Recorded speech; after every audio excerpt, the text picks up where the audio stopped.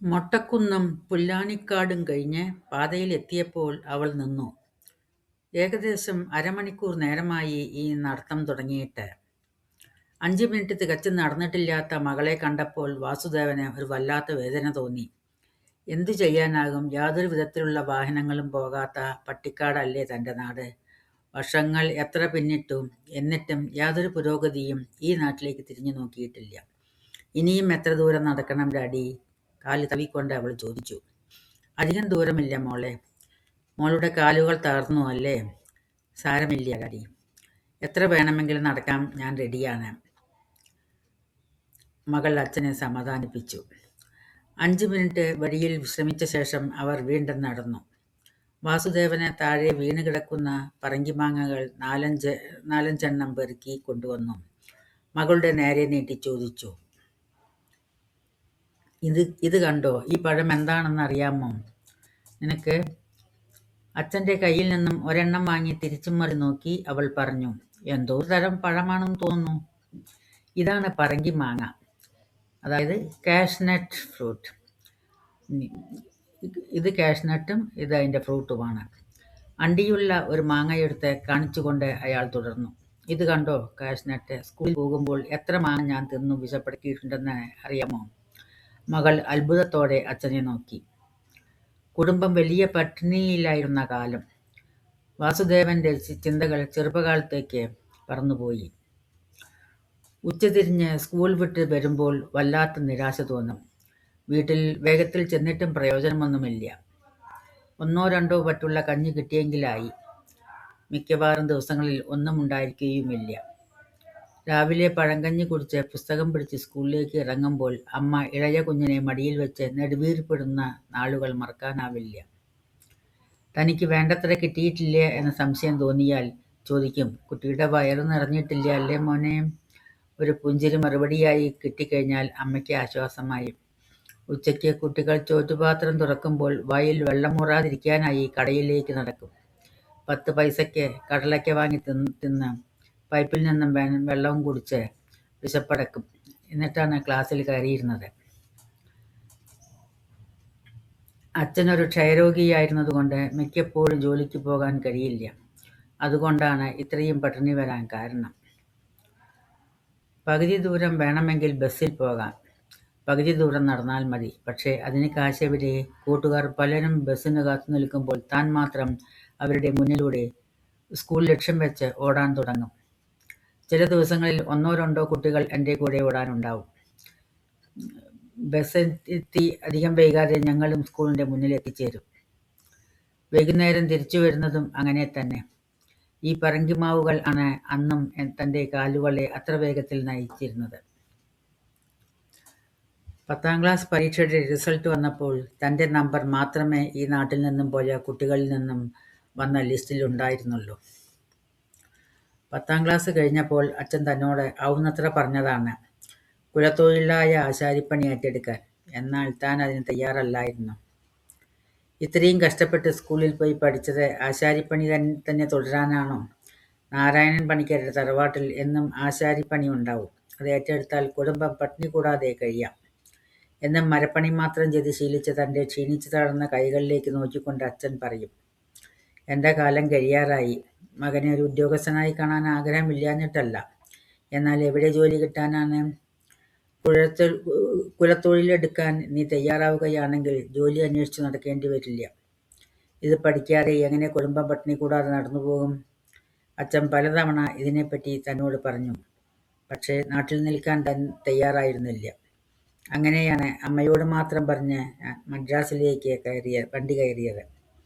അവിടെ ചെന്ന് പെട്ടാൽ എന്തെങ്കിലും ഒരു ജോലി ശരിപ്പെടാതിരിക്കില്ലെന്ന് വിശ്വസിച്ചു. നാരായണൻ പണിക്കരെ തെല്ലു ഭയത്തോടെയാണ് താൻ അന്ന് നോക്കിയിരുന്നത്. 4 പ്രാവശ്യം 10ൽ തോറ്റ മകനെ മദ്രാസിലേക്ക് അയക്കണമെന്നും അവിടെ എന്തെങ്കിലും ഒരു ജോലി കിട്ടി ജീവിക്കാൻ പഠിക്കണമെന്ന് അദ്ദേഹം പറയുമായിരുന്നു. അങ്ങനെയാണ് തനിക്കും മദ്രാസിലേക്ക് പോകണമെന്ന് ആഗ്രഹം തോന്നിയത്. മദ്രാസിൽ ജോലി ഒന്നും കിട്ടാതെ അലഞ്ഞു നടക്കുമ്പോൾ പലപ്പോഴും നാരായണൻ പണിക്കരുടെ വാക്കുകൾ ചെവിയിൽ മുഴങ്ങുന്നതായി തോന്നിയിരുന്നു. കൊച്ചു കൊച്ചു ജോലികൾ ചെയ്ത് ഒരുവിധം വിശപ്പടക്കി ഫുട്പാത്തിലെ മറ്റു പാവങ്ങളുടെ കൂടെ താനും ജീവിച്ചു. വീട്ടിലേക്ക് പതിവായി കത്തുകൾ എഴുതിയിരുന്നുവെങ്കിലും മറുപടി ഒന്നും കിട്ടില്ലായിരുന്നു. എങ്ങനെ മറുപടി കിട്ടാനാണ്? എല്ലാ കത്തുകളിലും അവസാനിച്ചിരുന്നത് "എന്ന് സ്വന്തം മകൻ വാസു" എന്ന് പറഞ്ഞായിരുന്നു. ഒന്നിലും തൻ്റെ അഡ്രസ്സ് വെച്ചിരുന്നില്ല. പിന്നെ എങ്ങനെ മറുപടി അയക്കും? ഫുട്പാത്തിൽ താമസിച്ചിരുന്ന തനിക്ക് എന്ത് അഡ്രസ്സാണ് കൊടുക്കുവാനുള്ളത്? ഒരു ദിവസം റോഡിൽ നിന്ന് ഒരു പാട്ട് പാടുകയായിരുന്നു. അപ്പോഴാണ് എതിരെ പാഞ്ഞു വരുന്ന കാറ് കണ്ടത്. അവിടെ നിന്നും അല്പം മാറി നിൽക്കാൻ വിചാരിച്ചുവെങ്കിലും അപ്പോഴേക്കും ആ കാർ തന്നെ തട്ടിയിട്ടു. ഉടനെ കാർ നിർത്തി അതിൻ്റെ ഉടമസ്ഥൻ വെങ്കടേശ്വരയ്യർ ഇറങ്ങി വന്നു. തന്നെ ആശുപത്രിയിലേക്ക് കൊണ്ടുപോയി. ആശുപത്രിയിലെ എല്ലാ ചെലവുകളും വഹിക്കുക മാത്രമല്ല, സ്വന്തം കുഞ്ഞിനെപ്പോലെ കൂടെ നിന്ന് തന്നെ ശുശ്രൂഷിച്ചു. ആശുപത്രി വിടുമ്പോൾ അദ്ദേഹം തന്നെയും ആ കാറിൽ കയറ്റി സ്വന്തം വീട്ടിലേക്ക് കൊണ്ടുപോയി. "എനിക്ക് ഒരനിയനില്ലാത്ത കുറവ് നീ പരിഹരിച്ചിരിക്കുന്നു" എന്ന് പറഞ്ഞു. വിശ്വസിക്കാനാകാതെ താൻ ആ മുഖത്തേക്ക് നോക്കി നിന്നു. അദ്ദേഹത്തിൻ്റെ വീട്ടിൽ താമസിക്കുവാനും ആവശ്യപ്പെട്ടു. കൂടാതെ അദ്ദേഹത്തിൻ്റെ ഓഫീസിൽ ജോലിയും തന്നു. സ്വന്തം കമ്പനിയാണെന്ന് കരുതി ആത്മാർത്ഥമായി ജോലി ചെയ്തപ്പോൾ വർഷങ്ങൾക്കു ശേഷം മാനേജർ ഉദ്യോഗം മാത്രമല്ല, അളിയൻ്റെ സ്ഥാനവും അദ്ദേഹം നൽകി. അങ്ങനെ അദ്ദേഹത്തിൻ്റെ ഒരേയൊരു പെങ്ങൾ രുക്മിണി തൻ്റെ ജീവിതസഖിയായി തീർന്നു. മഞ്ഞപ്പിത്തം പിടിച്ച് രുക്മിണി മരിക്കുമ്പോൾ 4 വയസ്സ് തികയാത്ത മകളെ തലോടിക്കൊണ്ട് പറഞ്ഞു, "എന്നെയോ വാസുവേട്ടൻ നാട്ടിൽ കൊണ്ടുപോയില്ല. മോളെയെങ്കിലും കൊണ്ടുപോയി കാണിക്കണേ. അച്ഛൻ്റെ വീട്ടുകാരെ കാണുവാൻ അവൾക്ക് മോഹമുണ്ടാവില്ലേ?" നടന്ന് പാടത്തെത്തിയപ്പോൾ ലത തുള്ളിച്ചാടിക്കൊണ്ട് പറഞ്ഞു, "ബ്യൂട്ടിഫുൾ ഡാഡി, എനിക്ക് എൻ്റെ ഡാഡിയുടെ നാട്ടിൽ കുറേ ദിവസം താമസിക്കണം." നിറഞ്ഞു നിൽക്കുന്ന ചെറിയ കിണറ്റിലേക്ക് കണ്ണു നട്ട് അവൾ കുറേ നേരം നിന്നു. ഒരു ചെറുപ്പക്കാരിയെയും ആ വഴി നടന്നു പോകുന്നത് കണ്ടു. അവർ ആരാണെന്ന് തിരിച്ചറിയാൻ കഴിഞ്ഞില്ല. നവാഗതരെ വിസ്മയത്തോടെ നോക്കിയാണ് അവർ നടന്നു നീങ്ങിയത്. അല്പം കൂടി നടന്നപ്പോൾ കല്ലാശാരി നാണുവിനെ കണ്ടു. മുൻവശത്തുള്ള ഒരു പല്ല് പോയിട്ടുണ്ടെന്നല്ലാതെ പിന്നെ പറയത്തക്ക മാറ്റങ്ങൾ ഒന്നുമില്ല. നാണുവിന് ആഗതരെ മനസ്സിലാവാതെ കുറേ നേരം നോക്കി നിന്നു. "ഞാൻ കിഴക്കേപ്പുറത്തെ രാരപ്പനാശാരിയുടെ മകൻ വാസുവാണ്. മദ്രാസിൽ നിന്നും വരികയാണ്.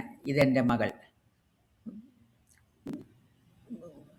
വാസുദേവൻ ഇൻട്രൊഡ്യൂസ് ചെയ്തു. നാണു തൊണ്ണുകാട്ടി പരിചയം പുതുക്കി. "നീ വാസൂട്ടനെന്ന് ഞാൻ നിരീച്ചില്ല. കുട്ടിയായിരുന്ന കാലത്ത് കണ്ടതല്ലേ?"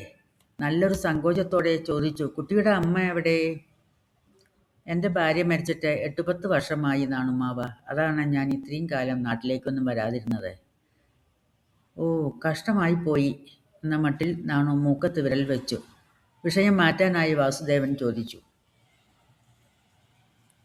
"എൻ്റെ അമ്മയ്ക്കും അനിയന്മാർക്കും സുഖം തന്നെയല്ലേ?" "ഇതെന്തു വർത്തമാനാ പറയണത്? നിന്റെ അമ്മ ആസ്പത്രിയിൽ അത്യാസന്ന നിലയിൽ കിടക്കുമ്പോൾ അല്ലേ ഇന്നലെ കമ്പി അടിച്ചത്? അത് കിട്ടിയിട്ടല്ലേ ഇന്നിങ്ങനെ പോന്നത്?" നാണു തെല്ലൊരു പുച്ഛത്തോടെ അവരെ നോക്കി. അച്ഛനും മകളും അത്ഭുതത്തോടെ പരസ്പരം നോക്കി. പിന്നീട് ഒട്ടും താമസിക്കാതെ കാലുകൾ നീട്ടിവെച്ചു. "ഞാൻ ഇത്രയും കാലം അമ്മയെ കാണാൻ വരാതിരുന്നത് വലിയ തെറ്റായിപ്പോയി. ദൈവമേ, എൻ്റെ അമ്മയ്ക്ക് ഒന്നും സംഭവിക്കരുതേ." അയാൾ മൂകനായി പ്രാർത്ഥിച്ചു.